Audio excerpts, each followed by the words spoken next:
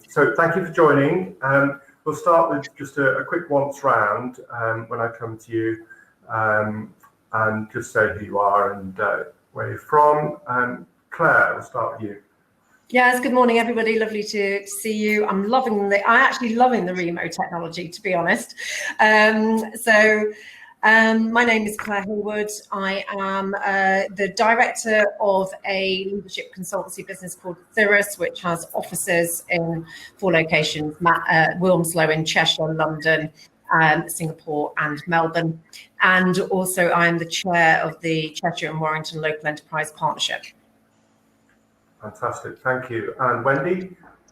Good morning, everybody. It's Wendy Broomhead. I'm a partner at Ridge & Partners and also run the sustainability group for Scott Hughes Design in the Northwest. We are involved quite heavily in both carrying out net zero carbon assessments and also BREEAM assessments and anything else you want sustainability-wise across the Northwest and further down into the Midlands. So hopefully I can put some meat on the bone for you, some solutions. I'm sure you will. Brilliant, thank you. And Andrew? Hi, I'm Andrew Pexton, Lead Director, Jones Lang Industrial and Logistics team in Manchester. That's great. Thanks everyone for joining us. Andrew, working at the coalface on agency, and welcome back, David. You must have had a very exciting 6 to 7 months. Just give us a little bit of a flavour of what you've seen out there. Yeah, I suppose I'd actually probably go back to Q4 last year as well and say Brexit was should we say not the resolution, but the direction from Brexit brought quite a big last quarter take up in nationally, especially in the Northwest as well, in stock in that area as companies started to see the way forward. Going into the first part, Q1 of this year, again, it was very strong. Companies are feeling very positive about life and looking at moving forward and taking space. So the actual take-up of space wasn't great, but the negotiations that were going on with parties obviously gave us the feeling that we were going to be coming forward with a good through flow of deals for the year. March changed the perspective of companies, so we saw a lot of the larger, should we say, strategic operational requirements of companies being put on hold as they basically were firefighting to keep the businesses going. Which resulted in quite a lot of shorter term requirements coming to the market. So we saw those filter through where people wanted existing, ideally rack space that could take on flexible terms. So obviously minimum capex, maximum flexibility. And gradually that's worked through strategy wise, where we've seen the supermarkets and probably medical related companies taking a longer term view now. And also, you know, the internet's taken off without a doubt hugely, hasn't it, as terms of what the companies have required. So we've probably seen, people have quoted various figures of incremental growth in the way the businesses and retailings move forward. Has it been a 5 or 10 year quantum leap in changing the high street and also the face of, you know, distribution and warehousing, really? Yeah, absolutely. Wendy, are you adjusting or are you putting your hand up to come in? No, just adjusting. Yeah, and when you're speaking to occupiers and to developers, has it sort of changed the lookout for, you know, the outlook for them when they're planning schemes in terms of this added spotlight on logistics, with the qualities that are going up? Certainly, there's been a massive change. I would say since really between February and March, we started to see a massive change in the approach to logistics. So and this was really brought about, I guess, from the raising of publicity on the environmental front, started off by David Attenborough and then Greta Thunberg, and also the UK government's declaration that they wanted to achieve zero carbon by 2050. And that has really pushed into the logistics industry. So we're starting to see major players, both the end tenants and also the developers, wanting to raise their corporate responsibility targets to incorporate low carbon, positive carbon and zero carbon. Yeah, absolutely. No, and that hasn't gone away then, that agenda with COVID. Sustainability is still being discussed, is it? Yes, and it seems to be really strong as an underlying current, and also even underlying the concerns over Brexit and the trade deals that are coming in January, it just seems to be gathering pace, and it's gathered pace over the summer and is continued into the autumn. So it's not something that I think is going to go away. And particularly, I think, as branding on some of the major high streets, they're losing their storefronts, and they're seeing that much more of their trade is actually going online. They're concentrating much more on their logistic facilities to be the front of their brands. So we're seeing major end users like Selfridges and L'Oreal, for instance, and the Co-op actually branding their logistics projects, and also increasing the quality of them. It's in line with their corporate branding, which is fantastic. Yeah, definitely getting more mainstream, isn't it? It's a household thing now that everyone's aware of deliveries and how it works. Claire, from a Cheshire and Warrington point of view, you've put your bid into government recently for a comprehensive spending review. Is industrial and logistics part of your story there? It certainly is. So in Cheshire and Warrington, the logistics sector, 25,000 people employed in that sector, which is about 5% of our workforce in the region. So that's it's critical. As part of the comprehensive spending review, again, in terms of the number of the projects that we put forward, that is also a very key focus for us. And also in terms of the building fund that we managed to get confirmed a few months ago, well, 2 months ago now, some of those projects, and one particularly in Warrington, is very much focused on sustainability and transport. So we're very excited about that. But if you don't mind, building on what both Andrew and Wendy have said, in many ways, COVID is sort of accelerating an awful lot of what is going on in the sectors at the moment, both in terms of the complexities of Brexit and what that actually means and how we're going to deal with all the regulations in this sector, but also the importance of how vital it is to harness the technology and the digitisation. It really accelerated that for everybody, households, businesses, logistics specifically. So, in many ways, we have to think of this as you could say this is actually a very exciting time for this sector. And we've got some incredible brands in Cheshire and Warrington, and very keen to make sure that we provide the right resourcing, warehousing to support the sector. Yeah. Can you hear me? Yes. Welcome, David. Yes, have you recovered from your attack by the gremlins? Oh, yes. How many times have we practiced this, Paul, this week? And, gremlins arrived just at the right time.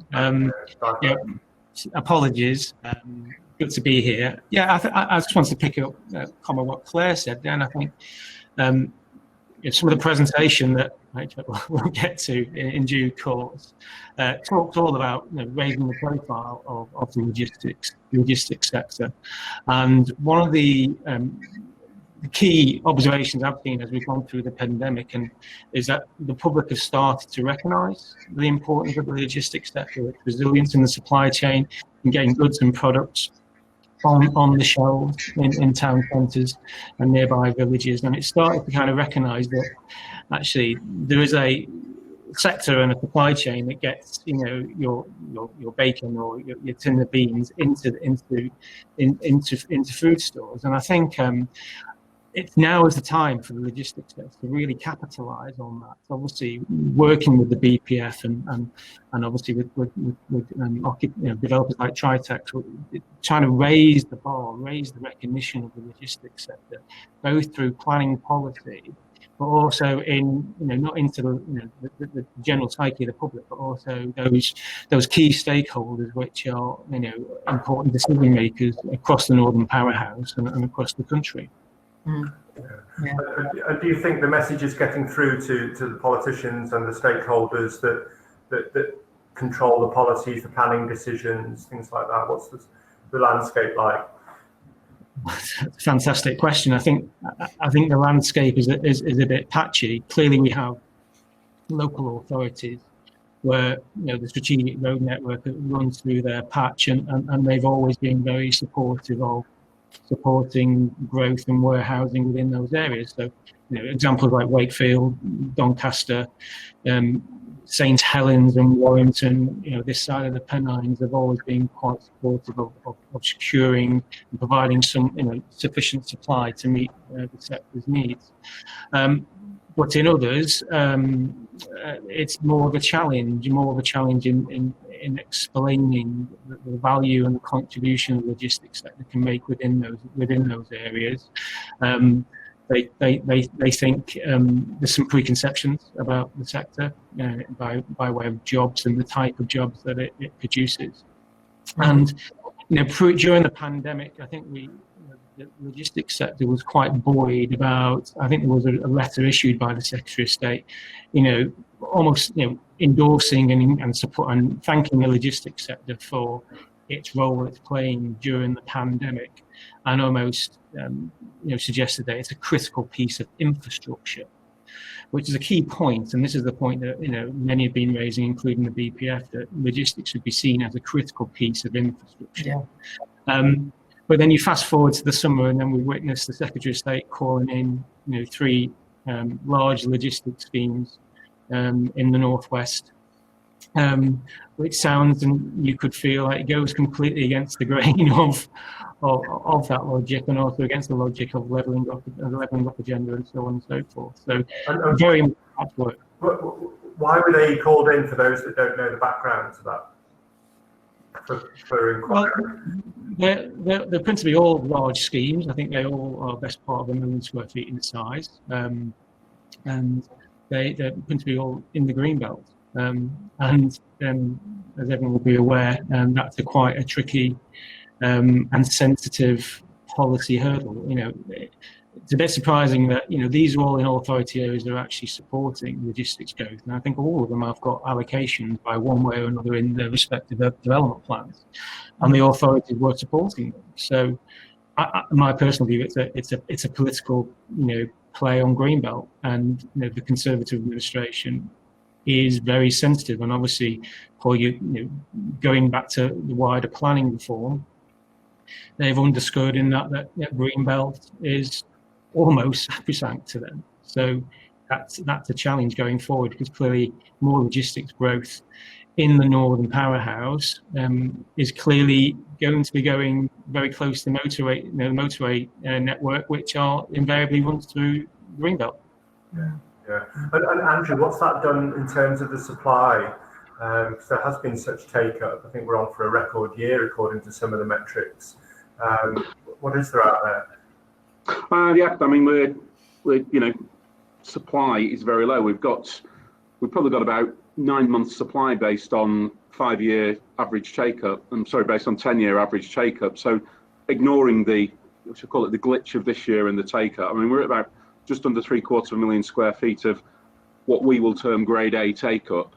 I know there's loads of different parameters people use, but I'm on that. But the demand is still there. We straw poll, there's somewhere between 8 and 15 million square feet of potential capacity there, and that sounds quite a 100% expansion space there. But that's just companies where they'll come out and they'll either look for 100 to 200,000 square feet, variety of space that they need, and their metrics are probably more to do with the location of the facility, what the areas it's going to serve as well, and just the capacity of the property.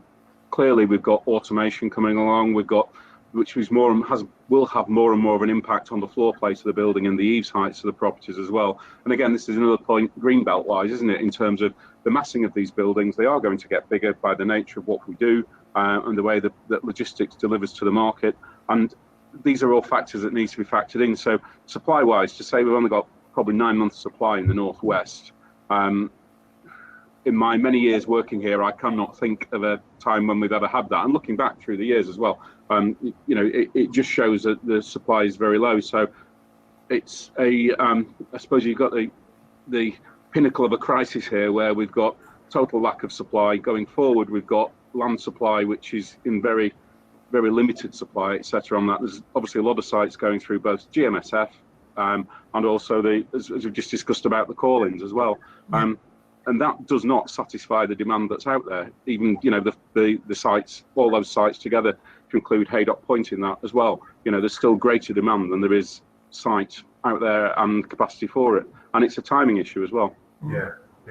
And Claire, you're nodding along there. I mean, how can areas respond to this when it is part of the local vision, but you know there are these sort of policy blockers in place? Yeah, I think there's a number of different things that both David and Andrew have picked up. So if I think about from a strategic view, just looking across boundaries and regions is really critical. And so I sit on the MP11 board, for example, with the 11 LEPs, and we've been starting to think very much about how do we strategically look at this, because obviously, you know, roads and transport and infrastructure don't stop at boundaries. So it is absolutely critical that we work really closely together. And I think that can be enhanced, but we're very conscious of that. Just going back to the demand, I mean, people are talking, Andrew, aren't they, about there's been 10 years growth in 10 weeks in this sector. And we've just been doing some research on the labour and data employment figures. And in terms of pretty much, there's really only two areas where there is demand rather than reduction. And, you know, the logistics, good logistics, project managers, drivers, you know, a huge gap. And there's a lot of job postings out there at the moment for that, which aren't being filled.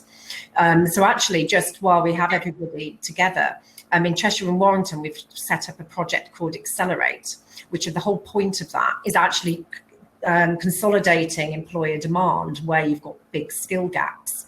And you can get training, which is either 100% funded or actually up to 40% funded. And you know, there's an opportunity for industries like the logistics sector to come together and say, you know, these are the skill gaps we have and we cannot find. How can you help us train? And we're really keen to do that. And so there are some elements we're doing at a local level to sort of reinforce what's happening at a policy level, because we're really conscious for you to be able to actually deliver what we need in the region and beyond. You not only do you need to be thinking very carefully about the logistics at a strategic view, where we're replacing warehousing, how big they are, and taking into consideration what's happening with Europe, etc. We also need to think about the softer element around the skills, and that also needs to come together, because otherwise we're not going to be able to meet that demand. So, you know, we're pushing quite hard on both of those elements to make sure that there's, you know, it's joined up. And the other thing, if you don't mind me mentioning, is we've also been spending a lot of time on our growth corridors, you know, and bringing in what's happening with HS2 and making sure that we've got the links between Crewe and Warrington and thinking about how that's all going to hang together. So there is a lot happening in this space. So I'm very keen to hear back actually on some of those skill gaps as well as other gaps. Yeah, absolutely. And for those in the audience, please do join in at any stage with questions in the Q&A section on the right, and I'll come to those and get to as many as I can. I mean, Wendy, how does this sort of play through for occupiers, that they have this demand but the sites aren't there, and maybe they don't get the coverage that they need on the ones that are? And is it affecting the sort of design and engineering of units to increase the density and the volumes? It's certainly meaning that we're needing to stay very flexible with the way that the different industrial parks are set up. So there's significant changes from master plan through to delivery. Most of the sites that get outline master plan, they will then move to a hybrid application when the first large tenant is picked up. And then there needs to be flexibility to be able to join units together or split them up, because the market is really moving very quickly and changing for different developers. So that's quite interesting. We're also finding that because of the addition of a lot of automation within some of the larger units, that the infrastructure, particularly the power infrastructure, is really important, and therefore a lot of the developers are now starting to see if they can build into their proposals on-site generation, not just in covering the units with PVs that the tenants might do or enabling that, but actually providing their own energy generating centres on site that they can then sell low carbon energy into the tenants. And I think that we'll see coming through more and more in the next 5 years. The other area that's really accelerated is the net biodiversity gain requirements. And on greenfield site industrial parks, it's really quite tricky to get a net biodiversity gain. So we're trying to develop solutions around that without having to necessarily just pay into funds to offset that. Yeah, that's a mandatory thing. David, yes, please. Yeah, I was going to say, Wendy's absolutely right. I think there's a bit of an opportunity here for the sector. And if, the higher likelihood that you're looking for a site close to a motorway junction, which is going to be invariably in the Greenbelt, and there's both the net zero agenda, which Wendy's alluded to before, and that comes with more power generation and some kind of supplementary green power strategy. It will play well in the future in front of planning officers. But also then the net gain is going to be a big issue. These are big sites and they take up a lot of land, and therefore, notwithstanding the ecological quality of the site in question, you're likely to deal with significant challenges in delivering a biodiversity net gain, which will meet the forthcoming environment bill.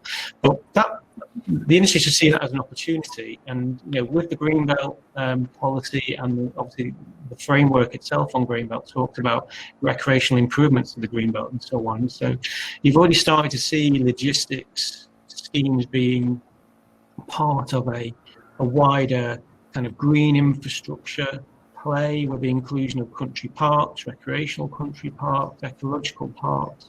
That will play well, and again only supports and the kind of improve the public perception of these type of schemes. Yeah. I just want to put Claire's question to the rest of you about that sort of jobs skills shortage. Are you seeing evidence, because workforce is such an important thing for a major occupier when they're looking around the country and they've got a choice between different areas? If that willing, skilled labour isn't there, they're not going to go there. So is that something you're seeing evidence of? How can you sort of describe some of the picture around skills and what people can do to make their area better placed?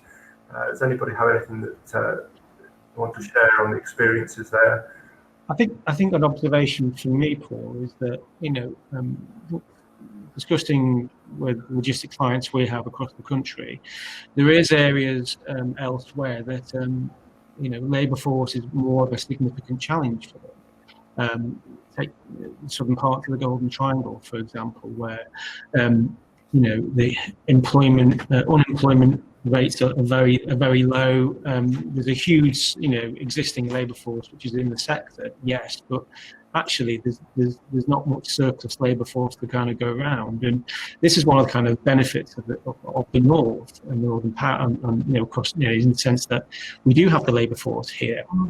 The question then is, how can we upskill the labour for the labour here to a sufficient level to go into the jobs and secure that economic growth? Because it's becoming an increasingly decisive factor where occupiers will go.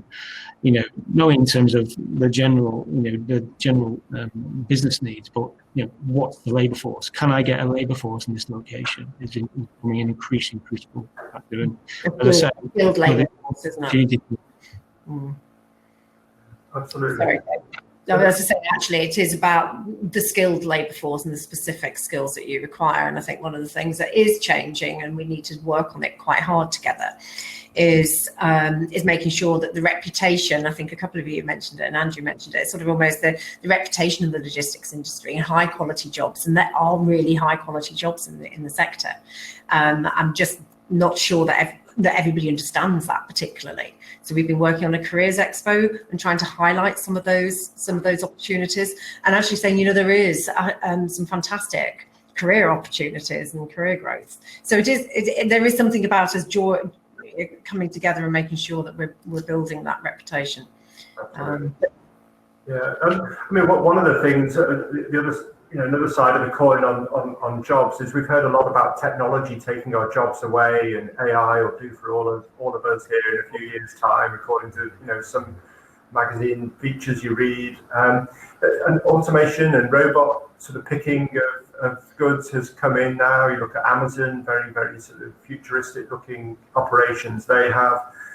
Is that a myth, or what's the reality for those of you that are close to these sorts of operations? There's a wry smile there, Andrew. Have you? Yeah, I mean, we're seeing a fair number of operations where I think there's quite a few categories in terms of the degree of automation which companies are looking to. You might find that some of the companies will, for example, let's say 500,000 square foot warehouse, probably 100,000 square feet of that will be automated, and the remainder will be, should we say, more traditional type uses and traditional type facilities, where there'll be more of a picking operation done individually and the like. So there's a whole variety of things that I think will come through with it. And the Northwest's always been very good, because you look at the travel to work areas, you look at the motorway networks for people travelling to and from work as well. And that is all very good and all very it helps everybody in terms of location there.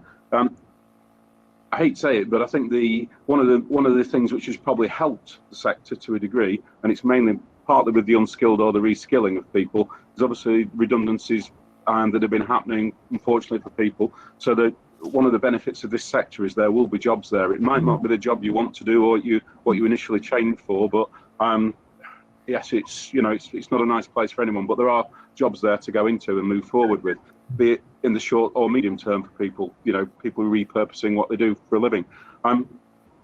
We're seeing a variety of requirements coming around, and in the Northwest it tends not to be an issue of the labour supply because of the points that we've discussed above. And I think we're very fortunate in that, as when you compare it to the south of England, which has traditionally had a lot of problems. There's jokes and comments about the signs in some of the warehouses in various locations. They're all in Romanian or Polish, because that's where 80 to 90% of the staff are. We don't seem to have that over here. We've got the indigenous population that we can actually use, and they're happy to come and work in this sector, and big quality jobs. And people, it used to be the point that manufacturing was the key driver. Manufacturing still is a key driver, but the quality of jobs you can offer in this sector now, and the skill sets people need, the engineers for automation, and all these type of things, they're all very important. Just an additional observation is, automation is going to be here to stay, isn't it? It's only going to increase. However, I think it's important to note that the jobs in these type of developments is very diverse. You've got a number of analysis, IT operatives, managers. A lot of these warehousing now include a significant amount of office content in these buildings, and if you probably put Andrew will be able to advise how much office content is going in these buildings, but if it's 10,000, 20,000 square meters type thing, if you kind of plonk that into a town centre, you've got a significant scale of development and jobs and stuff. So there is an increasing diversification in the sector of jobs, and automation will play its part, but there's plenty of other jobs that are rising and being created partly as a result of that as well. Mm-hmm. Oh, that's fascinating. Thank you. And one thing that comes up often through our events, since we sort of resumed in early September with this series of conferences, is lessons learned from COVID. Are there things that have changed during the last 6 months that will sort of stay with us and become permanent? I know we've talked about the acceleration generally of the market and moving on, but are there sort of specific things that are now being adopted? Who wants to have a stab at that?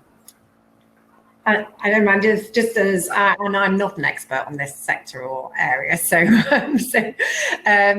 but what I'm observing, and that's not just in this sector, is there has definitely been an enhanced collaboration across either regions, companies, partners, suppliers, recognizing that we do need to work together to be able to create the new future, if you like.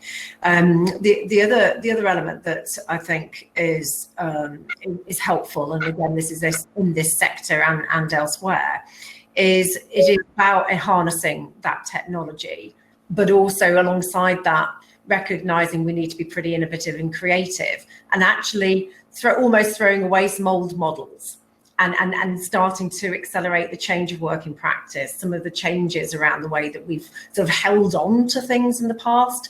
So things like the pallet network and the hubs, and starting to really think outside the box. I'm seeing that happen a lot in this sector. I'm also seeing that happen elsewhere. And I think if we can keep on building on that, accelerating the digitization piece, thinking about creativity and innovation, obviously being a lot more agile around that, and not lose that collaboration. I think particularly with Brexit ahead, I think that's going to be really critical, because I think the whole supply chain sizing regulations is going to be a massive challenge. So we're gonna have to work really hard together to make sure that we're competing as the UK very well. Right. Yeah. And Andrew and Wendy, have you seen change happening in terms of what occupiers want? The conversations change around spec, for instance. Go on, Wendy. Yes, is to that. We're finding that certainly the users of the facilities are having much more focus. So we aren't delivering warehouses now that are a dark, unheated, horrible boxes. They have windows in them. They have really nice roof lights. The health and working conditions of the people that work even in the warehouse spaces are really starting to be taken into account, as well as the extra facilities that go around these, so gyms and outdoor leisure facilities and access to, as you say, parks and things like that are coming on board.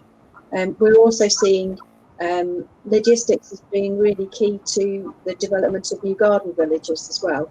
And I haven't seen any up in the northwest yet, but I would expect those to come in, that they're actually using the logistics jobs industry to build on the back of new residential areas. And with COVID, people don't really want to be able to have to use public transport or their car to be able to get to their work. So putting in place access and residential around logistics is also allowing people then to walk to their work, or we're putting in big cycle network to access those. Yeah, that's amazing. I haven't really thought that through. Sorry, Andrew, and then I'll go to David. Yeah, so I suppose we're starting to see, I suppose, that in some locations, Wendy, not to the degree I think you say, where for example, Amiga, there's the Heart, which is a park area. I think from memory it's about 65 acres in the whole scheme, which is a mixed resi scheme now, and industrial logistics scheme. Logistics North, for example, as well, part of that's a park area. And I think is this thing is again moving away from the fact that we attract decent people to jobs, and I think it's probably more about retention as much as attraction as well. Is that you've got to offer a quality environment. We're starting to see developers, as Wendy said, they're putting, rather than putting all the services into one location, you'll see that there's water points and toilets and various places around the facilities. So obviously your staff don't have to walk as far, they work harder, but also just in terms of amenities, they're getting better. Then I think in terms of other things we're seeing is the resilience of the network for occupiers as well. You probably recall a couple of months ago there was a meat packing factory over in Yorkshire where it closed the whole facility down because of a couple of cases of COVID. So we're seeing working environments changing, that there's some greater social distancing within the workplace, which means you need a bigger floor plate because you cannot make your operatives work within that smaller distance. And I think also we will see more resilience where companies are looking to maybe run two facilities. So they won't have the dependence on one, should we say, mega shed. They'll have two. You may see more RDCs being built than you will be national distribution centres going forward, which is good for the north and for that as a location, I think, because there'll be more facilities and opportunities geographically spread around the area. Yeah, absolutely. David? Yeah, I agree with everything that's been said. I think there's two additional observations from me. The COVID and the implication that I suggest that it can only just give rise to potentially more space, the requirement for more space as occupiers need to deal with health and safety and protocols and, kind of changing shift patterns and bringing, a work bubble in and taking a work bubble out, and that all comes with further space and separation distances and so on and so forth. So we're likely to see potentially a bit more of that. And I think the other point is in light of COVID, and I'm sure everyone's seen lots of white vans buzzing around their own, their doorsteps and knocking on doors and interrupting Zoom calls like this. I think there's going to be a bit of a rising demand for more kind of logistics could become a bit more urbanised and such, and there's going to be a claim a bit more for more last mile potential logistics, which I don't think we've really seen in the north. It's happening in London in particular. But I can see that coming to the market a bit more of how that last mile white van kind of movement of logistics and goods to the consumer, is done ever more quickly. And it's important to underscore is that, I think COVID has only put us on fast forward in terms of market growth, in terms of online retail, but also the ongoing promises and commitment from the likes of Amazon and Uber and so on in delivering your goods in half an hour could easily be a realistic proposition in a number of years. What are the sustainability questions on that's a good question in itself, but that's where the trend is, and I think we're going to have a lot more potential last mile logistics to fill in that void. That's great. You've basically answered the question that we've had pop up there. We've had one question. Thank you to whichever kind soul put that there. It's a good one. What do you think what do the panel think the sector will look like in 10 years' time? David, we might come back to you, but I'll skip you for now because you've just given us a good forecast around last mile logistics. Anybody else want to dive in? Where are we going to end up in a decade's time? What will logistics look like? Go on, I'll dive in on that one. I think what we will see is that we were doing some work with logistics companies, and the peak that people want deliveries for, and I think this goes down to, like you say, the urban centres. So if you think in a city centre, when do people actually probably want the deliveries? The reality is they probably want them when they're at home, because block of flats, how do you deal with 40 parcels coming in? So I think what we'll end up seeing is we'll get peaks in deliveries in city centres, probably less so in more regional locations, because people tend to have a safer place to put things. So in terms of cities, I think we will start to see some repurposing of some of the retail parks so that people will actually go and collect from those locations rather than the delivery coming to your house. So, you've got 4 items maybe coming from various suppliers. They'll go to a communal collection point where you can go and collect these products. So I think we'll start to see that.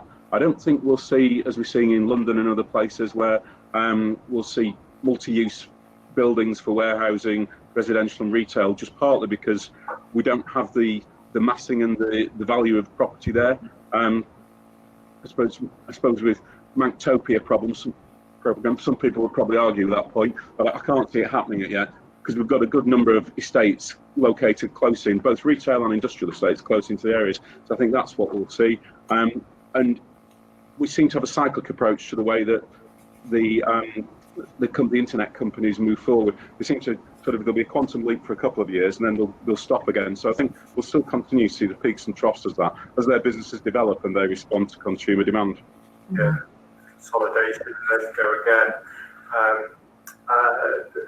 Claire or Wendy, do you want to add? And then we'll come back to David's thoughts, something else, another prediction. Yeah. Just building on Andrew's comment about people going, we're starting to see, certainly around Audley Park, for example, they have Amazon lockers, so everybody can pick their things up. So I think you're right, we're going to see a lot of that. I wasn't quite sure what we're going to be doing with drones going forward. I don't know, somebody here, I'm sure, talking about harnessing technology. I'm sure somebody's got some thoughts and views on where we've got to with self-delivery, if you like. I don't know, but I think the technology is starting to be there to be really forward thinking, and given the sustainability agenda, which is the biggest thing I think is going to be having a big impact on the sector, if I think about our new vision for Cheshire and Warrington, it's about being healthy, sustainable, inclusive and growing, and making sure we're doing those things is really critical. So the whole element around decarbonisation of the sector, I think, is going to be absolutely at the top of the agenda.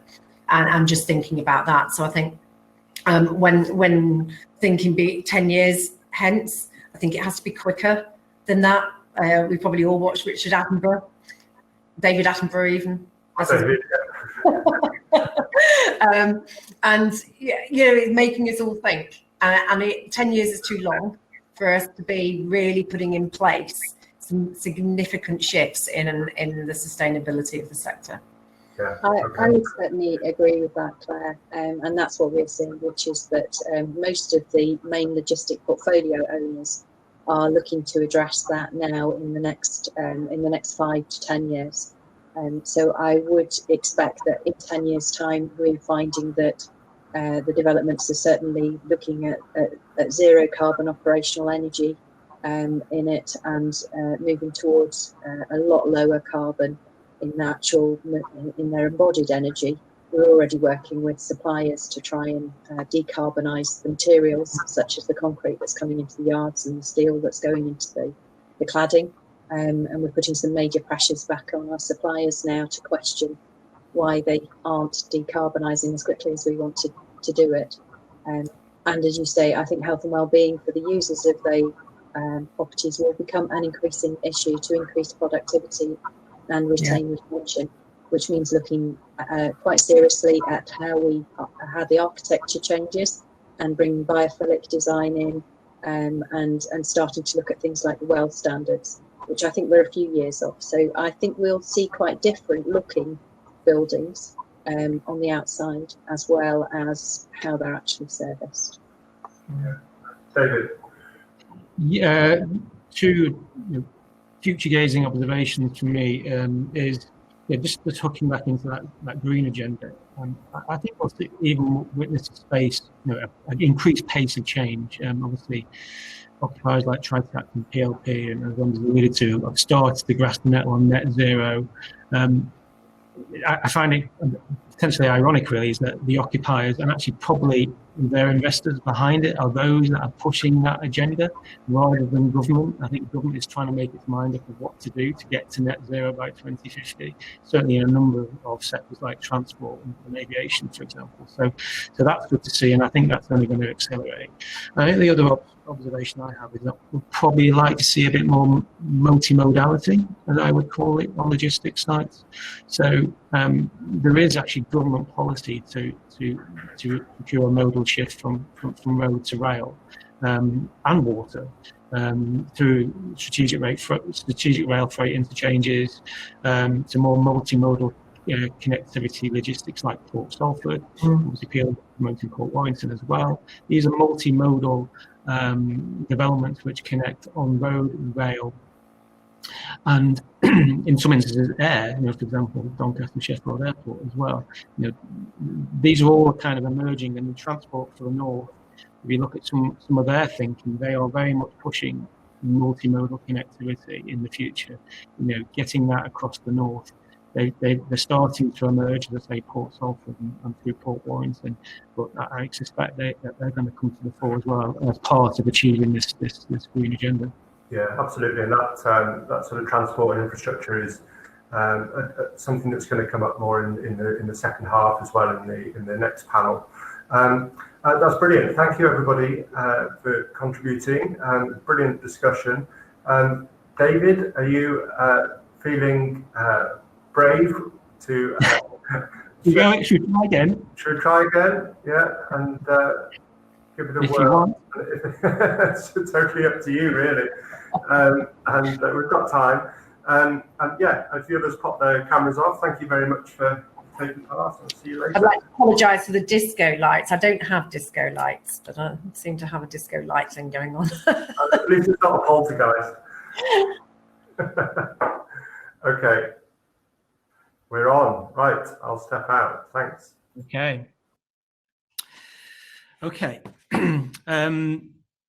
Just, I'm going to spend next 10, 15 minutes or so just providing a presentation on a report that we prepared for Tri-Tax Symmetry, along with partners, the BPF and the Northern Powerhouse Partnership, about the economic contribution of logistics in the Northern Powerhouse. And the genesis of the report has its roots in a previous report which we prepared for the BPF called Delivering the Goods in 2015. Now that report attempted to give the logistics sector greater visibility, both in policy terms and in policy importance terms, but also some political visibility, and clearly underscore the recognition the logistics sector plays and its contribution it plays in UK PLC and the economy. And fast forward to about a year ago, it was through discussions with Tri-Tax, they were clearly still experiencing difficulties with stakeholders, particularly MEPs, Northern Powerhouse ministers, leadership of particular councils, of trying to debunk some of the myths about the logistics industry. So they wanted to develop this thinking further and wanted a simple report which tried to explain the value of logistics and what logistics employment really means. And as everyone's probably aware, big sheds are in some instances a difficult sell to local communities and senior leadership. So they wanted this report to be quite factual and assist in trying to break down some of those preconceptions. So they asked us, with the support of the BPF, to undertake this piece of work, which is actually undertaken across the UK, but specifically for the Northern Powerhouse, as this was one of the key sector growth geographies in the UK. And the Northern Powerhouse Partnership was also a sponsor to the report. So what the report does first and foremost is kind of, briefly look back on what's happened since the Delivering the Goods report. And, there's no doubt about it, the sector has continued to grow. We have 66% more logistics businesses since 2014. We've got a 30% growth in productivity. And also now, the sector now employs almost a million people in the UK. So all very important and was a useful kind of bar to how we move forward. And we specifically looked at the Northern Powerhouse because it is a significant player in the logistics sector itself now. Around a third of England's logistics space is within the Northern Powerhouse sector. And now that may be reflective of sectorial trends, but it's also reflective of the inherent ingredients and characteristics of the region. We have a large resident population of over 10 million. As we mentioned before, we have a big labour force, and also we have a large consumer market. For example, the Northwest is one of the biggest and largest online spend areas of the UK. We have a large manufacturing and business base, home to major international companies, Jaguar Land Rover and so on. And we have a strong network of connectivity. We have obviously the strategic motorway network passing through the region. We have ports, we have airports, which are increasingly bringing more freight directly into the region. And we have increased rail connectivity through iPort in Doncaster and Widnes 3MG. So the sector's presence and its potential to grow is there for all to see, and it's actually recognised quite clearly by the Northern Powerhouse as being one of the key enablers in supporting social and economic growth and the levelling up agenda. And clearly this recognition is finding its way into local industrial strategies and obviously into emerging development plans. Both the Liverpool City region, the combined Manchester Authority, for example, identify logistics as a key driver of economic growth, while obviously, as I mentioned before, the other side of the Pennines, the local economies of Wakefield and Doncaster are also strongly underpinned by the logistics sector. So can we actually quantify the current economic contribution of logistics in the Northern Powerhouse? Well, the answer is yes, we can. And our research shows that there's an 80% increase in the number of logistics businesses in the region since 2014.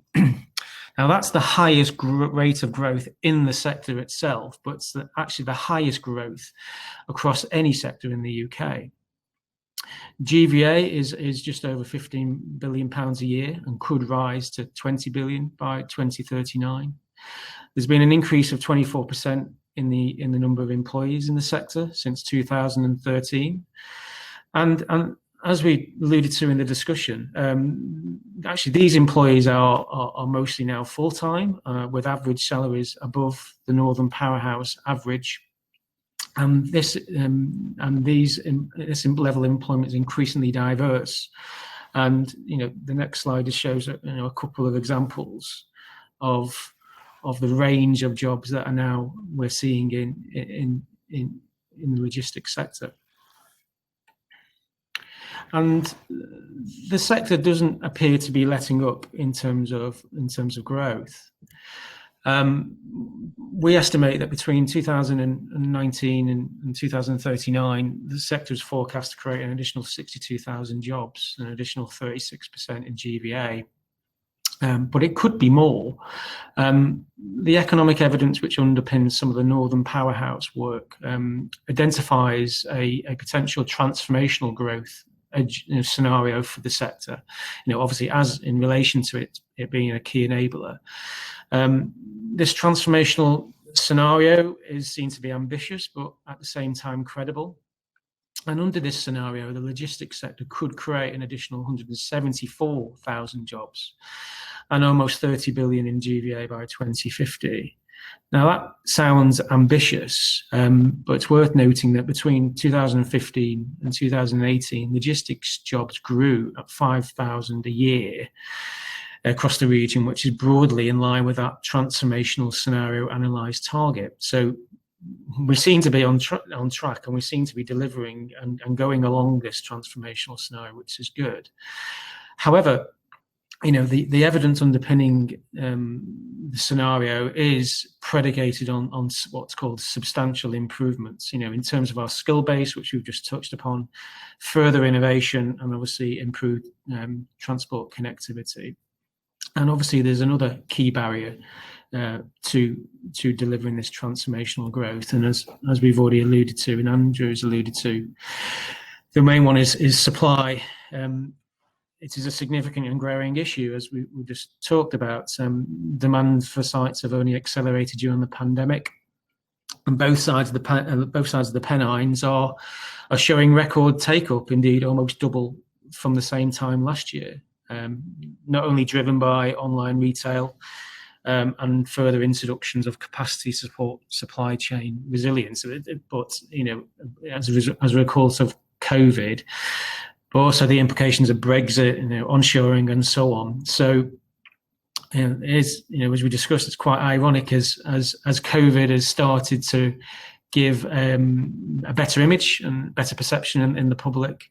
It is also we are burning through our supply rate of knots, and that's going to cause us significant issues. And as Andrew has alluded to, we are very, very short of supply, and I think we're probably around less than a year's supply across the Northern Powerhouse.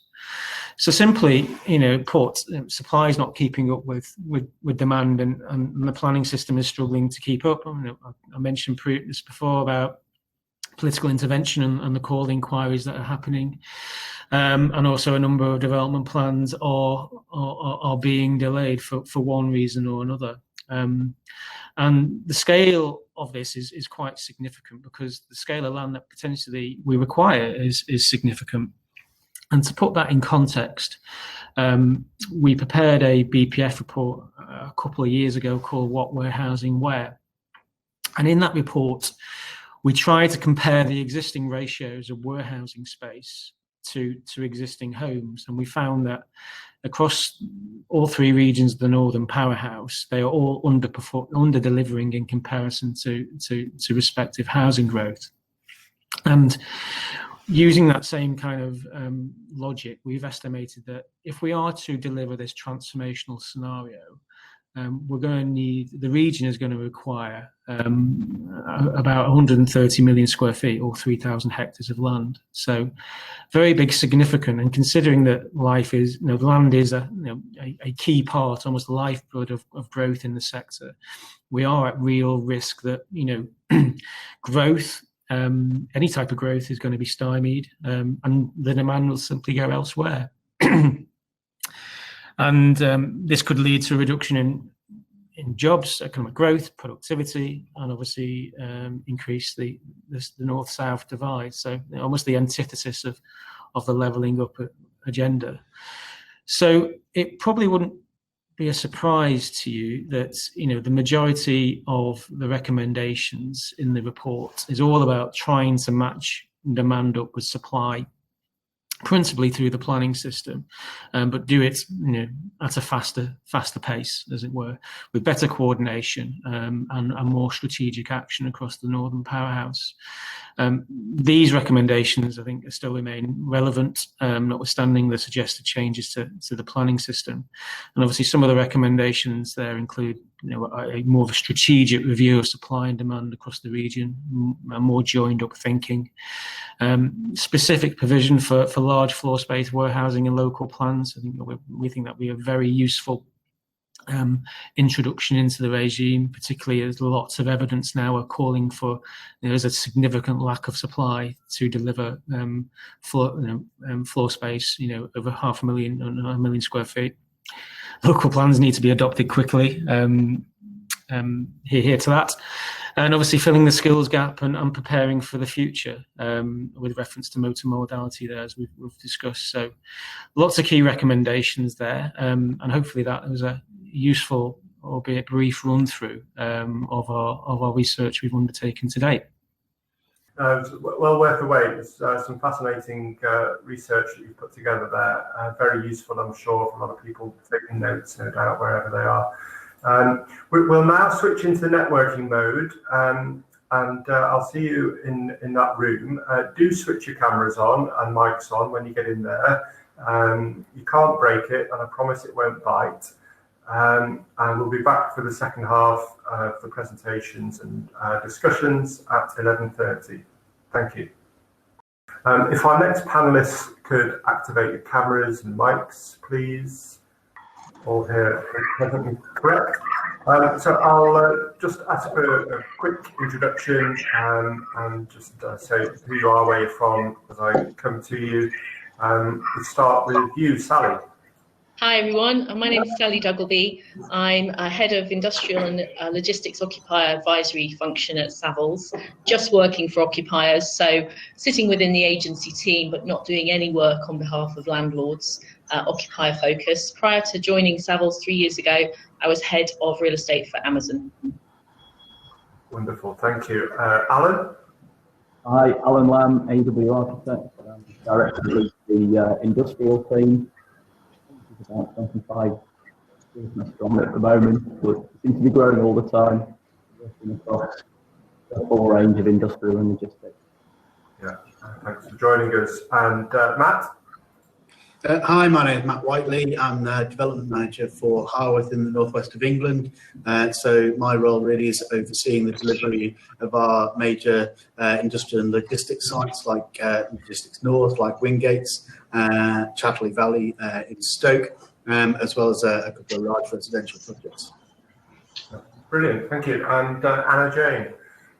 Hi, I'm Anna Jane Hunter. I'm a fellow of the Chartered Institute of Logistics and Transport, where I sit on the rail policy advisory group that we have there. Until recently, I was director North of England Rail at Network Rail, and I'm currently just in the process of becoming a consultant in the rail industry. So very much a rail girl and very much focused in the Thanks for joining us. I'll start with you, Anna Jane. I mean, in years of covering industrial and logistics, the whole sort of multimodal freight by other means than roads seems to ebb and flow over the years. Can you just sort of give us a flavour of where it is now, in your view?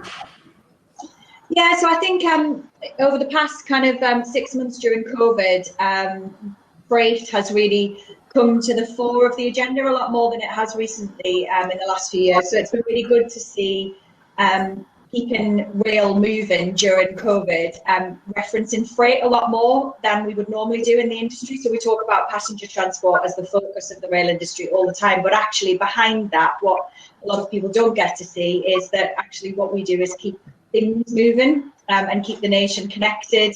And that's really come out massively during COVID, where we've had to keep the trains moving. We've delivered thousands of tons of supplies, of critical supplies. We've helped build Nightingale hospitals. All those kind of logistics efforts have gone on that have got nothing to do with keeping people moving. It's all about stuff.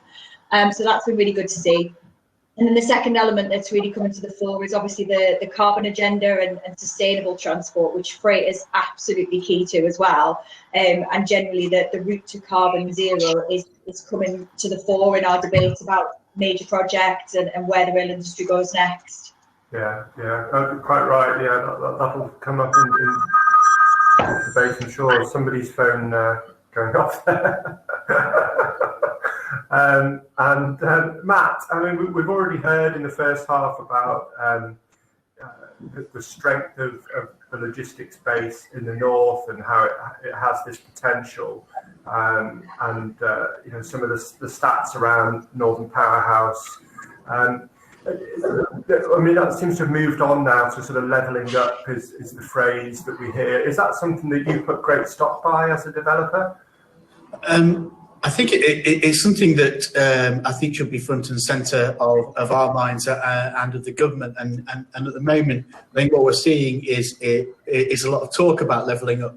But then when it gets to the practice of it and the live applications for significant industrial and logistics developments, some of which in the Green Belt, I think we touched on the planning policy constraints, but you know, we've got a 1.1 million square foot scheme that's been called in recently. That's adding 12 months onto our delivery programme and delaying the creation of what should be 2,500 jobs on that site alone, not to mention the other sites that have been called in at the same time. So it clearly is an important agenda. You know, the economic implications of Brexit and of COVID are only just beginning to show, and the logistics and industrial markets are one of the glimmering hopes of a way out of that, of a way through the other side.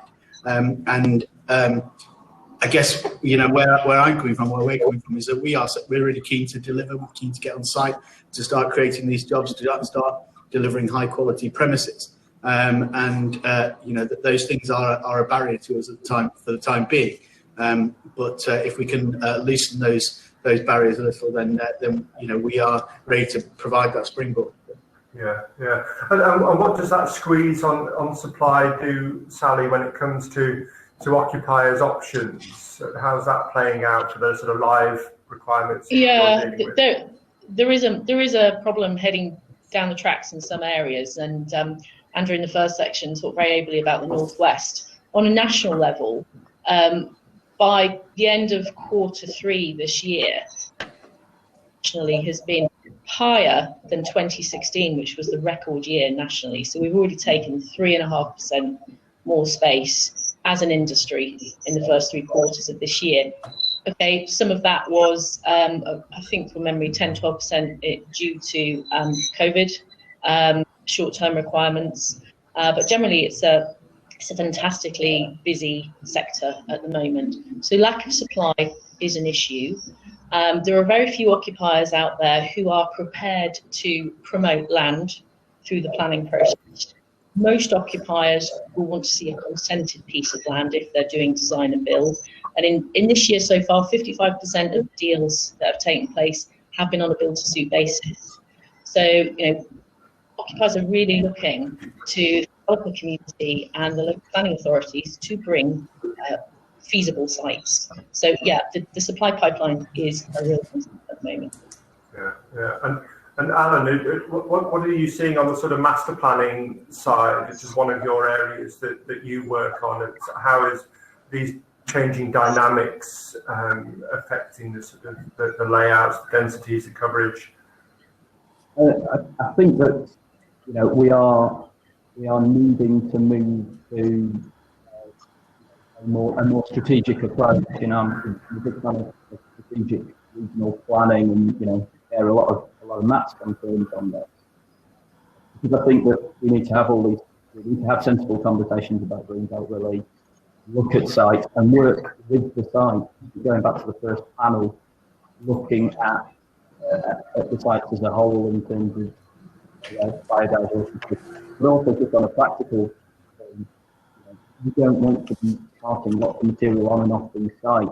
You need to have a grown up, that specific, more sensitive approach. And I think that a lot of the political backdrop here is making that much more difficult than I think it needs to be. Yeah, absolutely. Doesn't help. Matt, yeah. And I think the development industry is looking for a free ride on this, and we do have a responsibility to deliver a quality of development, to deliver the biodiversity net gain, the green and blue infrastructure. And if you look at some of our sites, the Country Park at Logistics North is actually a critical part of the offer to tenants, and a big driver for the levels of demand that we have there, because not only does it provide our ecological mitigation, it provides an asset for the tenants and their employees to use at lunchtime. It's also our SUDS network. So it kills a number of birds with one stone. But it's those kind of, I think, things that have historically been seen as add-ons, as nice-to-haves, that are becoming increasingly important to winning the case for development, and particularly in perhaps more sensitive locations. Yeah, and I think that it's also part of the community and staff retention piece as well, that lots of people who work in logistics have to be on site. Most of us most of our time sitting at home because we're doing those kinds of jobs. People in logistics don't have that luxury, need to be on site, need to be in a better environment. It's a highly skilled job, they're difficult people to replace. And by giving them good amenities on site and good accessibility to their site is critical. Yeah. I was going to say, I've been really sick and tired of big box developers telling me that on-park facilities are not possible.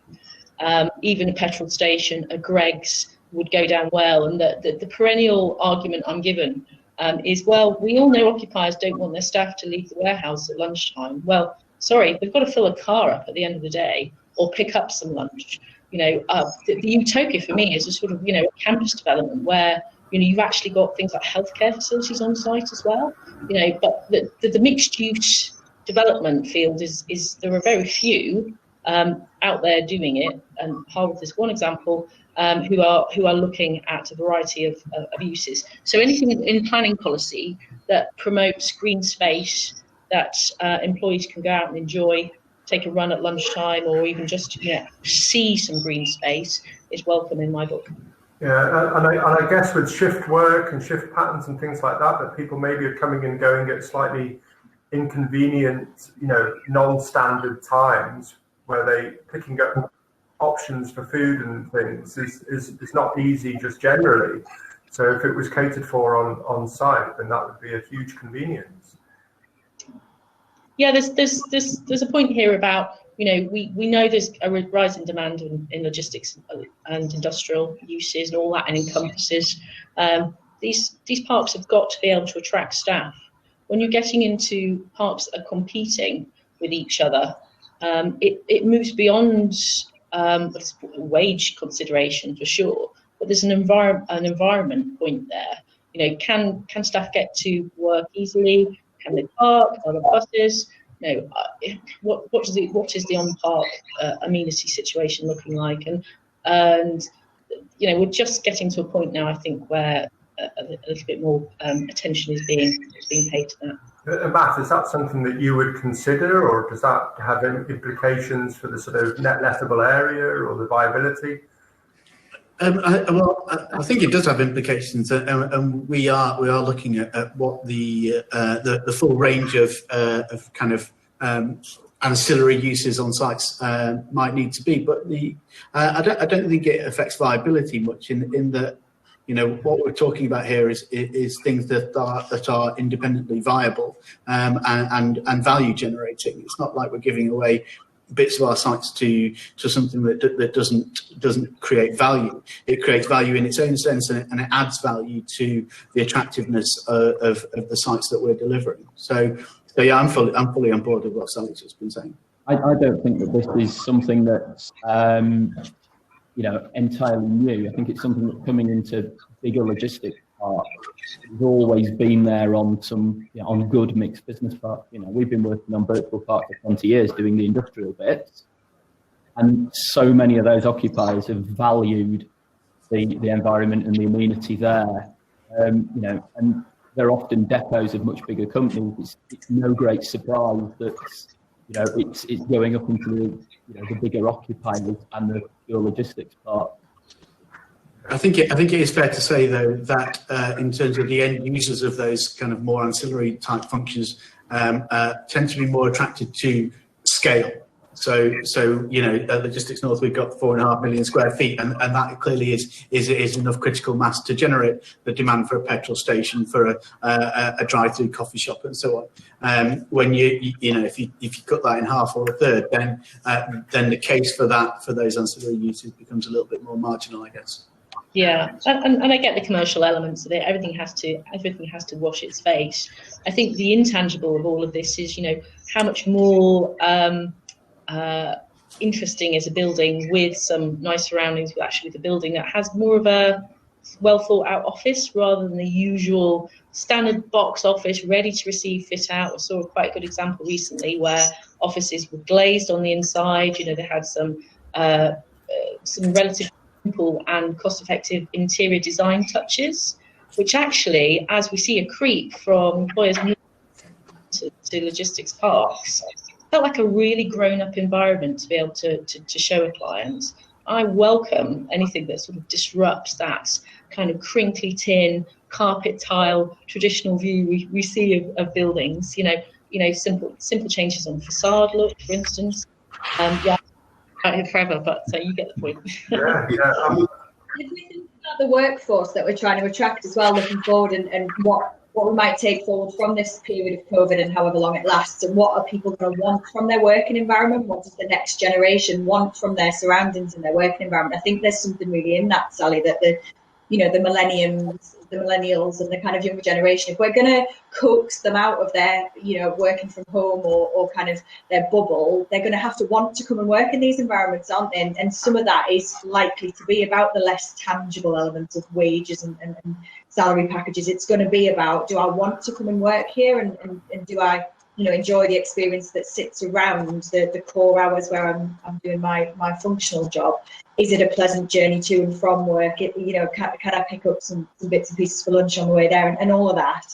I think we are starting to think about that a little bit more now as we look forward. Yeah. And whilst we're talking about the future, we had a question that a few people have voted to the top from Neil Eccles from Rochdale Development Agency. To what extent will future pandemics and supply chain disruptions affect the design of logistics and industrial property? Alan, do you want to take that one first? I think that it's something that Andy Texton touched on, that I think we will see more RDCs, because I think there'll be more... That's regional distribution centres, because resilience of the supply chain is something that people talked about and then went, actually, let's make it as simple as possible. I think people are now going, no, we need to make it as resilient as possible. I think that's probably good for the Northwest, where it might be quite hard to put your national 750,000 square foot building. It's probably quite easy to put your 300,000 square foot North of England building. So I think that's probably good for us. I think in terms of the office environment within units, this touches on the environment and making them feel like proper urban flexible offices. people with more generous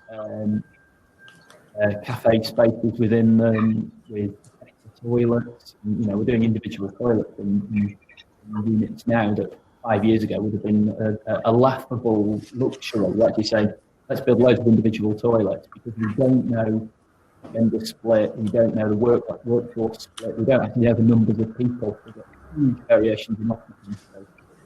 And having buildings that are flexible to how they're occupied and have that little bit of distinctiveness, I think has been accelerated by what's happened this year. Who else wants to talk about sort of future design changes? Matt? Yeah, I mean, just very briefly, I think every business's response to COVID and to creating that resilience is going to be unique to them and what they do.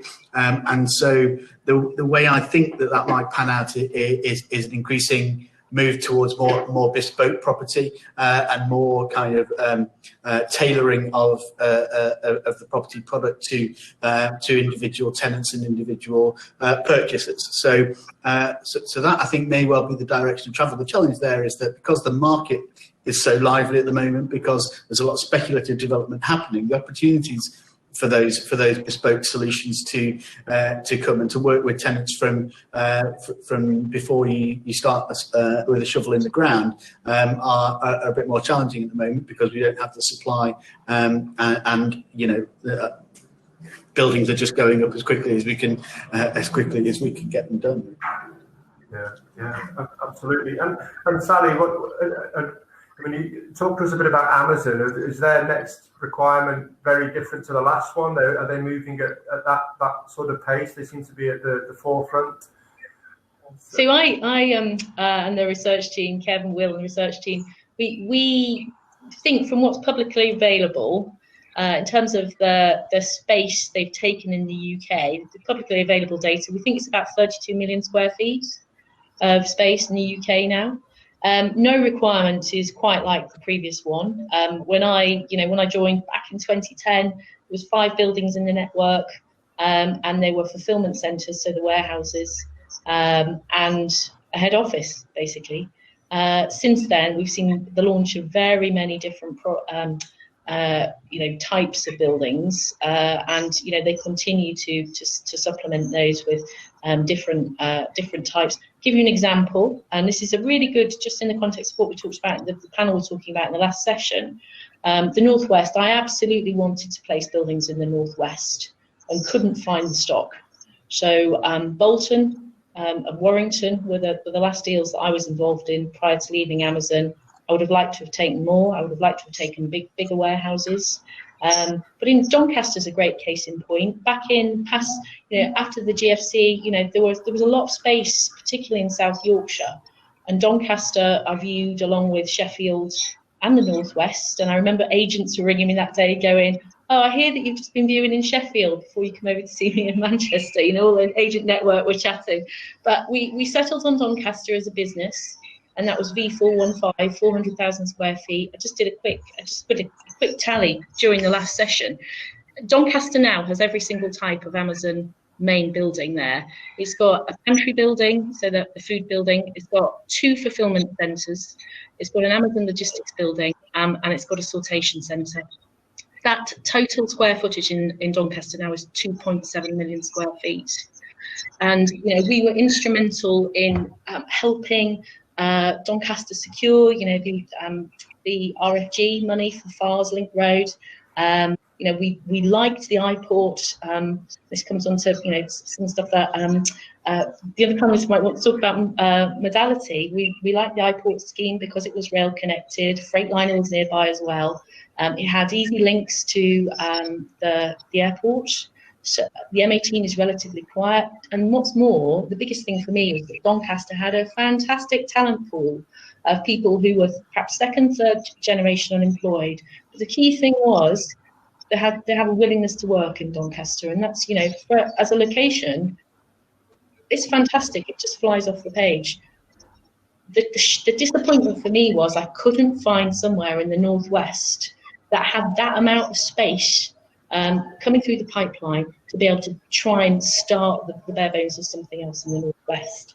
And to the panellist point previously, and all the themes that have been called in, there needs to be so much more attention at central government level about how they fully get behind the levelling up agenda for the Northwest.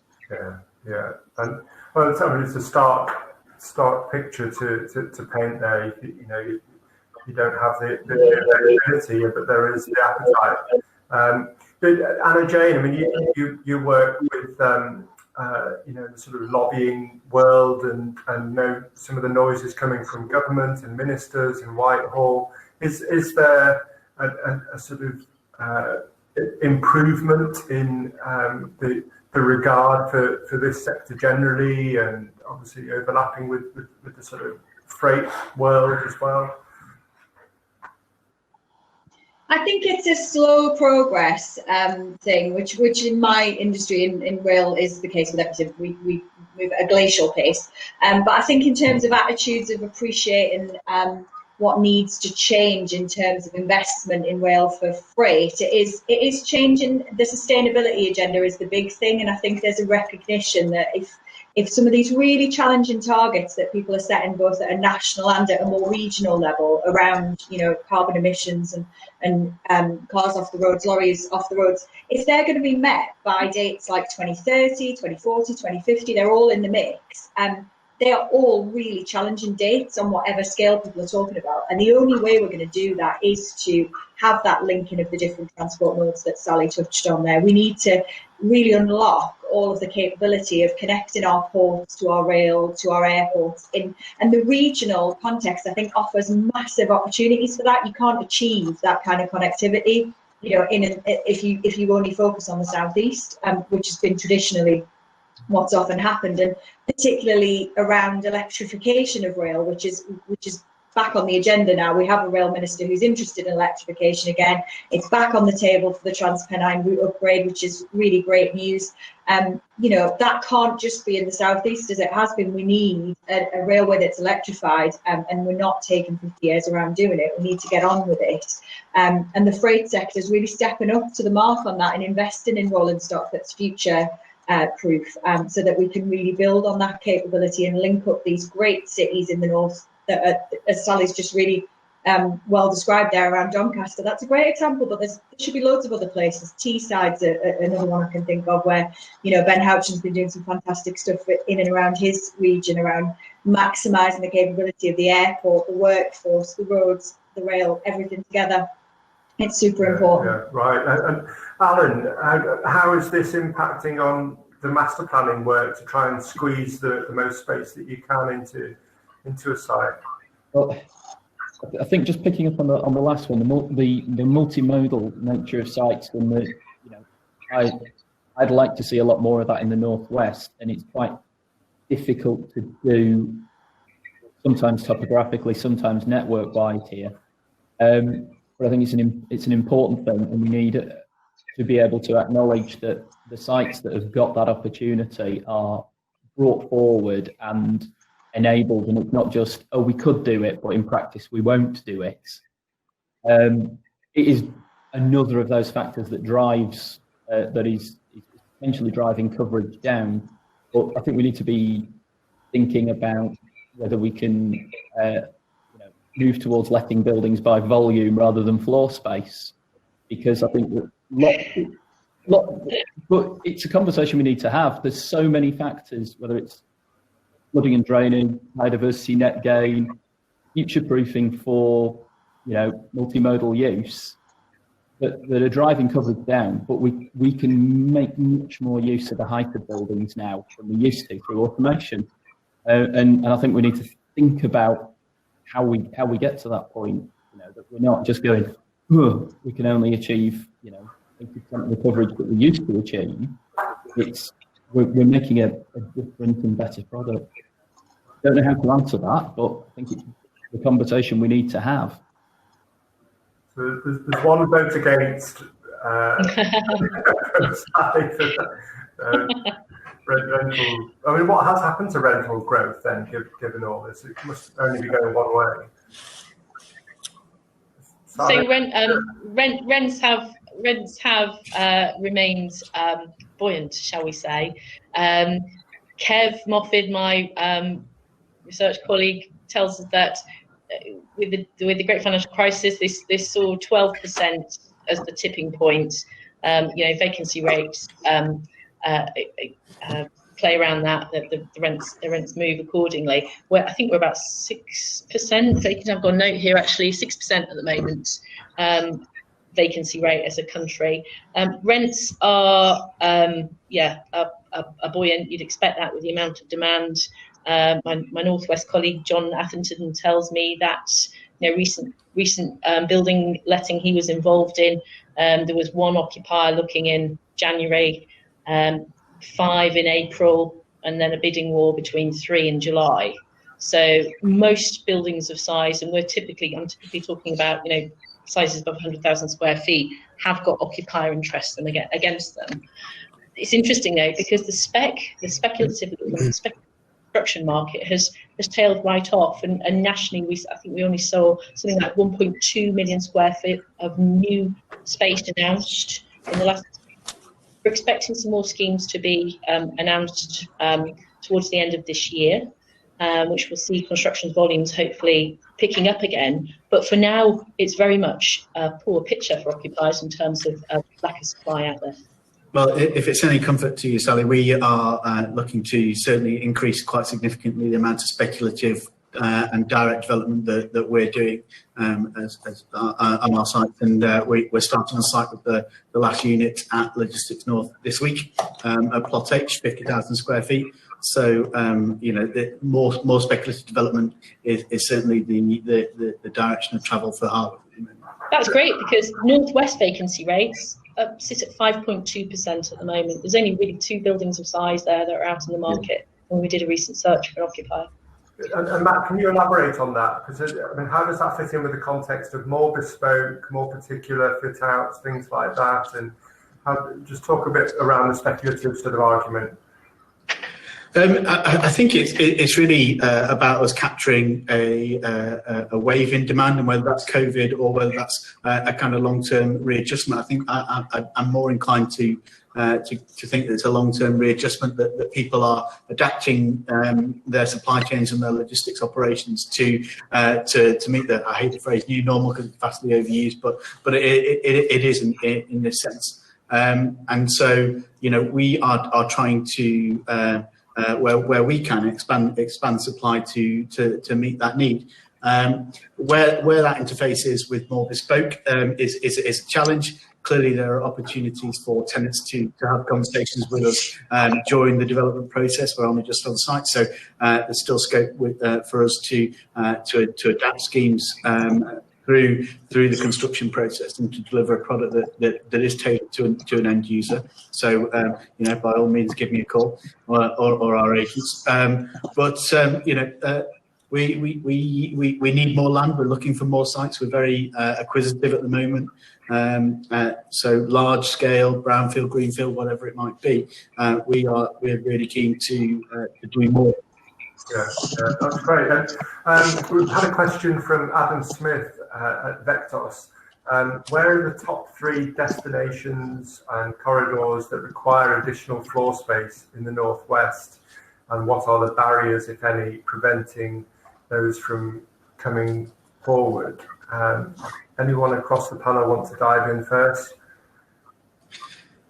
I think the key word there is corridors, isn't it? So what we're talking about is a number of sub-markets. In the Northwest, we have an M6 corridor market. We have an M61, M62 kind of North Manchester market. We have Trafford Park is its own market. So and it would be remiss of me not to mention where there are rail connections as well, and Anna Jane can perhaps jump in on that as well. So it is around transport hubs and nodes, and there is a shortage in all of those markets right now, and that's partially a function of the topics that have been discussed a few times already in terms of the painfully slow progress of planning policy. And even where you have local authorities that have given planning permission to schemes, we then find ourselves in calling situations and inquiries that are adding to our programme. So they would be the barriers from my side. The other point I would make is on the infrastructure side. Clearly, industrial and logistics developments do put demand onto existing infrastructure and generate a need for new infrastructure and a coordinated cross-boundary approach to the delivery of infrastructure, along with the other stakeholders, Highways England, Network Rail, whoever that might be, is something that I think we could do more and go faster on.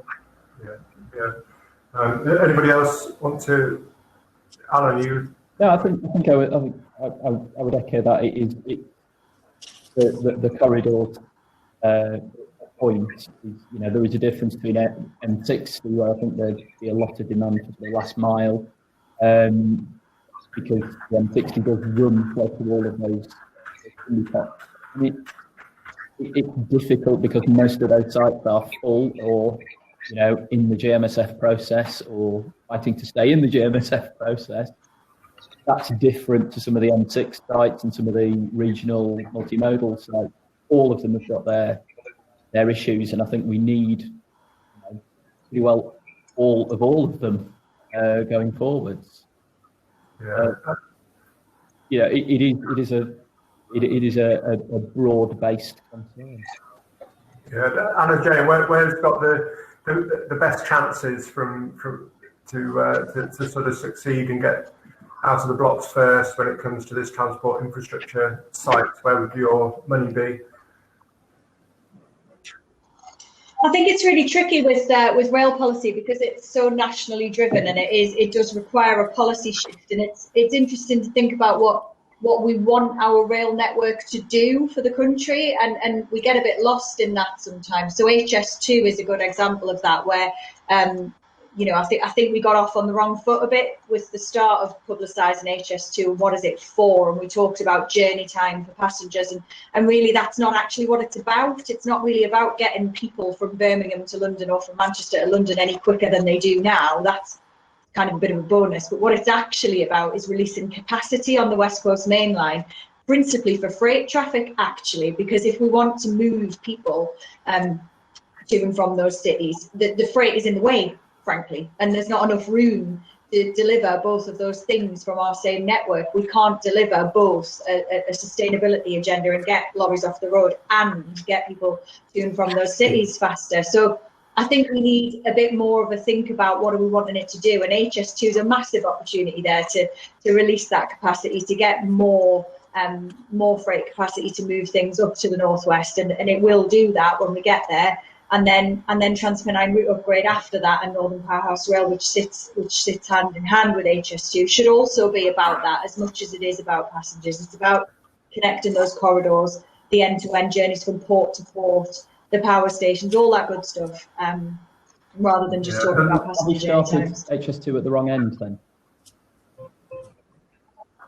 Well, for my money, yes, and I'll forever say that, and I'll forever say that as a proud northerner, and I would always have said we should have started at the north. That's where we've got less of everything. That's where the opportunity is. It's where the great workforces that Sally talked about in Doncaster, for my money, they're all over the north. There's loads of people who want jobs, need jobs, are proper hard workers, and we could have unlocked some of that. So if I'd have been in charge, well, yeah, I would have started at the north, but I think it's a bit late. Well, I totally agree with that. And my heart, I live in North Yorkshire.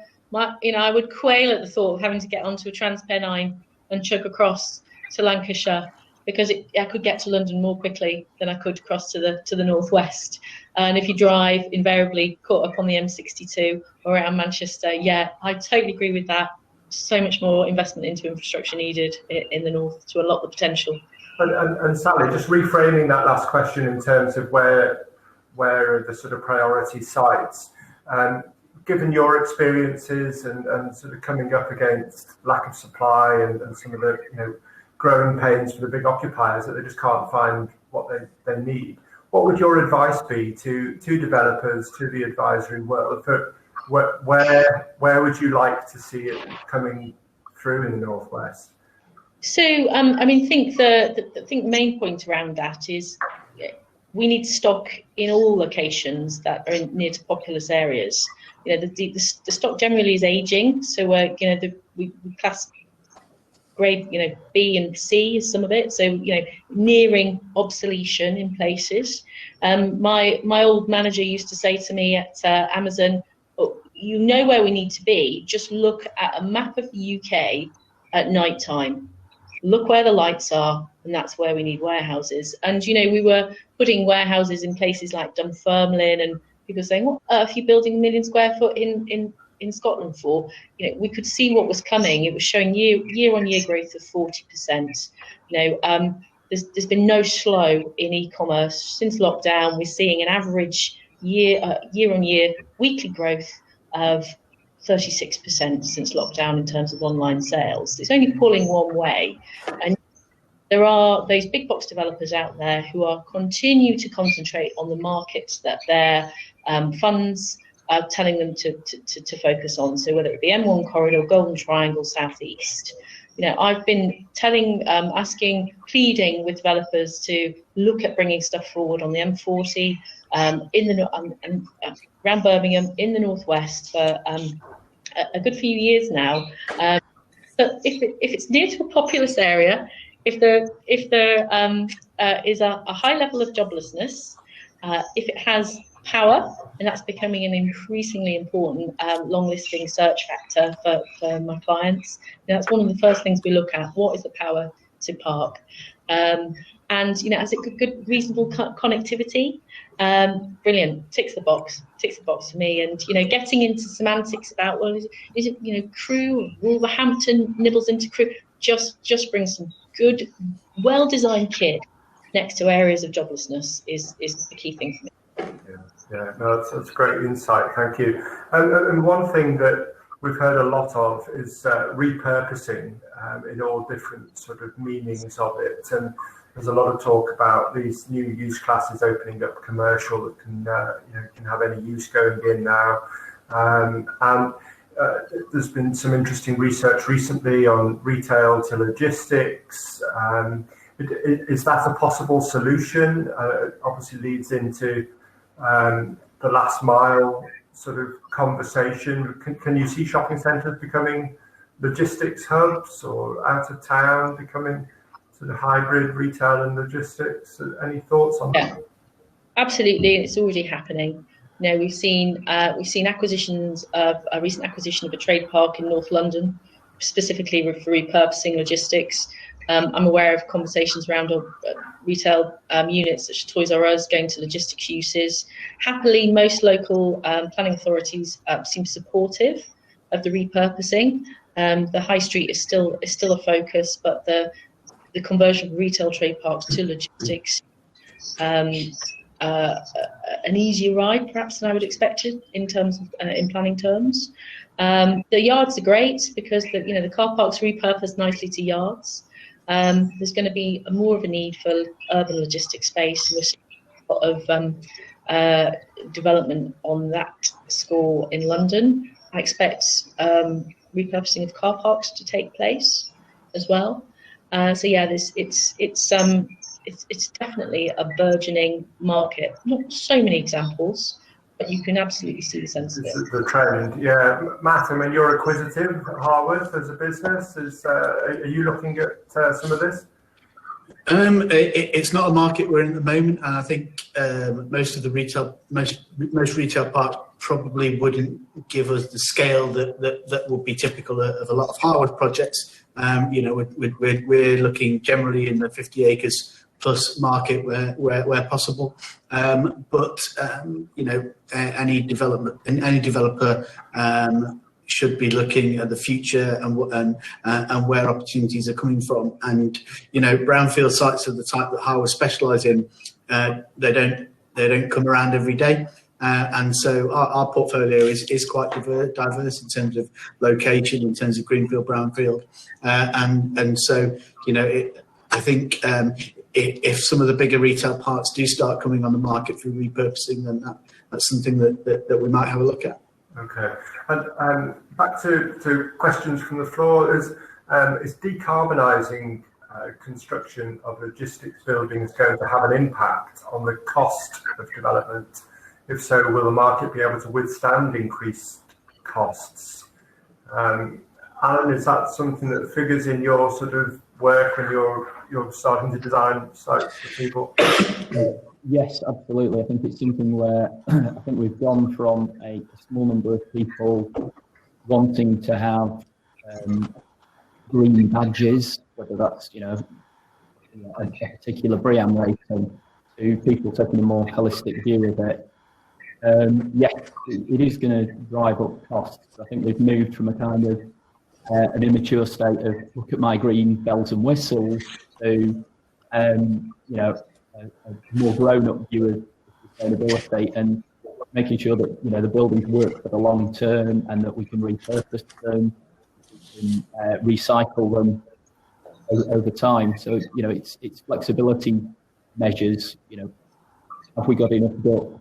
Because we don't know how quickly electric vehicle charging, whether it's cars or your EV fleet, is going to change. Recycling of grey water, how many PVs might we put on the roof, where might we put battery packs when we got on top of battery storage. So it's future-proofing stuff like that doesn't look very exciting, but I think that the maturity now of the investment and occupier market means that those questions are now getting asked. And who pays for that ultimately? Where does the cost premium? I suppose if we're in a buoyant market where there's lots of investment money and there's a lot of demand, if we can't do it now, when can we ever do it? Rents will go up. And I think it's about spending the money wisely. Don't spend the money on greenwashing. Spend it on genuine future-proofing, genuine resilience and adaptability. And as Matt said, the occupiers will come along. They want to be able to see how they can bespoke that building. Yeah, I think Alan's nailed it there. There are things that you can do that have a lot of bang for your buck, and there are things that you can do that are very expensive and deliver very little in terms of genuine sustainability. And it's about being selective about the kind of interventions that you look to deliver. For us, a good proportion of the shareholders in Harworth, of our investors, are attracted to us because of our ESG credentials and because of what we do in terms of regenerating brownfield sites and delivering sustainable property. And so there's that in terms of our investors, but then also there is on the demand side, from the tenant side, there's a lot of tenants just will not look at anything that's less than BREEAM very good and have a preference in BREEAM excellent. So it is showing through in terms of the other side of the equation as well. Whether you could put a pounds, shillings, and pence on the value of those green sustainable additions to development, it is perhaps a little bit more difficult, but there is a benefit to all sides, I think. There's a follow-on question there about timber structures for warehousing. Is there a place for that to help? I suspect that there will be. How strongly it will play, I'm not sure. It may well be that it's hybrid, that that you can do it with roofs, but not necessarily columns. The loadings on columns, the flexibility for mezzanine connections and things like that. But I think that there are signs that it's useful as part of the bigger picture. Roofs, but I think it's quite early days because people are only now really grappling with life cycle impacts and life cycle costings. Yeah, and there's a question there about existing stock. So we talked a lot about new stock. When it's obsolete, is it that's it? Sally, when you're looking around on behalf of an occupier, has it got to be new, or what's your? No, not at all. Not at all. I mean, there are buildings that would have been put up with a 25 year funding cycle in mind that still exist 40 years later. I'm reporting to a client on some smaller stuff at the moment. We're getting 1970s buildings returned. They will look at the EPC rating of those very carefully, look at what modifications will be needed to those to make them fit for purpose and probably count. So, ultimately, I imagine there's going to be a lot of tertiary kit that continues to get bulldozed and rebuilt. But just coming back to that, I'd be interested to know from you guys, just from Alan, on the CLT, the cross-laminated timber point. There's a height issue, right, on that? I thought maybe last time I heard that was the Grenfell thing meant that you couldn't use that for warehouses above 12 metres or something like that. But I'm a bit out of touch with it. Yeah, I think that would be one of the criteria where you would be limited is height. Yeah. And 18 metres is often a magic figure as well. I think it's placed maybe there in hybrid buildings where you've got significant office content. Easier to do, it's smaller spans, more clear spans. You can see the benefit, and that comes back to the points about biophilic design and things like that were made earlier on. I don't think it's a sea change. I think it's another part of the mix, another part of the toolkit that we might use to make net zero carbon or carbon positive building. Embodied carbon, I think, is a thing that the industry hasn't quite got its head around yet, as well, and something that I'm keen to learn more about. Really. From all directions, from the development side, some on the occupier side, some on the investment side. Yeah, I mean the investment market is driven by the sort of trading of units, and yet we're talking about future-proofing and things being around for a long time. And is there a tension there that if things are being built to sell, and yet the design is saying, well, let's not just keep constructing and let's save the energy and the carbon? Alan, do you want to sort of talk about that bit? I think that, when you look at repurposing buildings, the ones that get repurposed are the ones that are tall enough and the ones that have enough external servicing space. The ones that get bulldozed are the low buildings, the buildings that are the site coverage has gone crazy and it's too much, it's too difficult to work with them. We shouldn't be skimping on the basics, on the height, and on the flexibility. And I think that those questions are getting asked of us more often at the beginning. What if our fantastic tenant goes away? Does this thing work? How can we upgrade it in the future? I don't think we're necessarily into buildings that we can pick up and move elsewhere, but I think we are looking at, once again, this bespoking element of how can we change this over time? How can we double the office content? How can we halve the office content? How can we put more docs in? Okay, Matt, you want to come in? Yeah, no, it's just a brief point really, is that I don't think we should lose sight of the fact that there are a lot of businesses that are looking for that kind of secondary, tertiary value kind of accommodation, and provided that the fundamentals are right in terms of the location, and the owners have got a good approach to the asset management, then that is a valuable product, not just in a financial sense, but in an economic sense. Yeah, I'd agree with that. As long as the occupiers are watching very carefully the condition they're taking the building in and how they're expected to hand it back, and what the landlord is expecting them to do in terms of modifications through the term to meet some of the emerging legislation. I think that's is a valid point. Buyer beware. And can that sort of that approach, Anna Jane, be used in infrastructure? I mean, we've seen some quite high-profile sort of old rail links being reopened. There's ones from Merseyside into North Wales. There's Todmorden Cord up to sort of Burnley from Manchester. Does that have a freight implication for capacity, or is that very much the passenger sort of story? So they tend to be passenger-led, but they can be at times also driven by freight. I think, again, what I was saying about HS2 and what we want our railways to do, where the opportunity can often be, is that it releases capacity elsewhere, because if that's where the passenger demand is, it can shift that from a connection that's more freight focused and offer an unlocking of capacity there.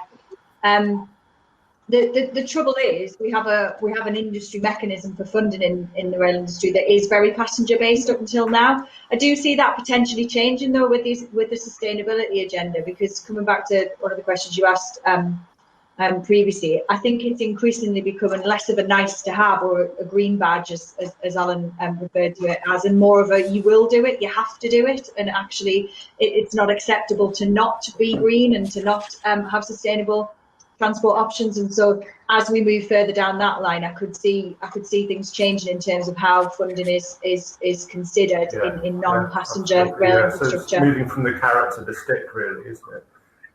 It's the incentive. And we wrapped up the last panel with a sort of long-term, future-gazing question about where we'd be in 10 years and what things would look like. Let's take a shorter view to close things out here. Given what we've seen the last 6 months, where we are today, where do you think in 12 months' time we're going to see the market, and what will be the sort of lessons learned that will stick? What will be things that might accelerate, that might come in from left field even? We'll go around the panel. Does anybody want to be bold and go first? Go on. I'll go with the left field one then. The next 12 months, I think, for my sector is going to be really interesting, in that passenger demand has completely dropped off a cliff, and it's not going to come back quickly. It's going to take quite some time for people to rebuild confidence in travelling by rail and to establish working patterns, and for us to find out which of those working patterns are going to remain and which are just a temporary thing. So in that time, we've potentially got a bit of an opportunity to reuse some of our rail capacity temporarily, albeit for moving things rather than people. So could we do something left field? Could we shift things on passenger trains rather than needing a whole host of new freight rail options? Could we deliver packages? Could we do things in terms of delivering supplies? What could we do just in the near term to kind of reimagine rail whilst we suffer this kind of dip in demand, which is hopefully temporary, and I would love it to be temporary. I hope it is, but is there something innovative we can do in the meantime? Yeah, absolutely. Why not? Who's next? Who wants to? I'll go next. Okay. I think what I would expect to be asked even more than I'm getting asked now, this time, is my development resilient to climate change, market change, demand change, staff change, whatever it is? Am I resilient? Okay, that's great. 50-50. I'd like to see more funds getting on board with the sustainability agenda, more signing up to the better partnership. And really that is going to be an enabler for occupiers, those occupiers who perhaps are not corporate, haven't got a big ESG mandate, to be able to start the sustainability journey and hit some carbon neutral targets. And I think we're going to see an awful lot more requirements for depots, for vans. We haven't got anywhere near last mile distribution on this panel, but it's obvious, isn't it? E-commerce continues to grow. People are already adopters, ordering more, and there are the new adopters who are coming into the e-commerce, buying things in a different way. So I see white vans on the road, and I expect to see companies having to up their customer service game to rival sort of Amazon and others who do that sort of end-to-end customer experience really well. The John Lewis's of this world do it really well. There are those who are suffering high levels of returns, poor customer service experience. There are going to be some real winners and losers in that field. So I certainly see that last mile piece evolving a lot over the next 12 months. That's brilliant. Thank you. Matt?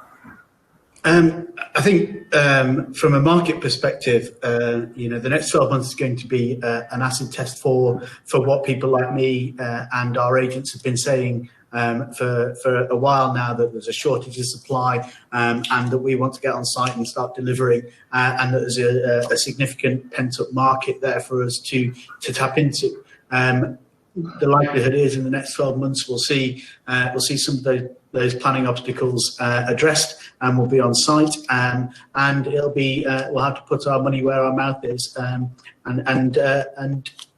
hope that we've been right all along, and that we can capture this wave of demand. Maybe it's not even a wave, maybe it's a more longer term change to an increase in demand. But it'll be an interesting 12 months where we have to show that what we've been saying is founded in reality. Yeah, no, that's very, very honest. Put it yourself to the test. So maybe we'll all get back together in 12 months' time and see what the score sheet looks like. That's brilliant. Thanks, everyone. I think we covered a lot of ground this morning on both panels. I hope that was useful and interesting for everyone watching. As well as the market intel, we've got the networking, and there's still more of that to come. Please hang around. We'll keep the networking room open for another half an hour. Thanks again to our wonderful sponsors, to AEW, to Harworth, to Turley and JMW. The next Place Northwest event is next Thursday on the education property update. And the next Place Tech event is next Friday, all about the future of retail and leisure. So do check out the event sections on both websites for more details. Thanks again for joining, and thank our panelists for taking part. I will see you in the other room. Thanks.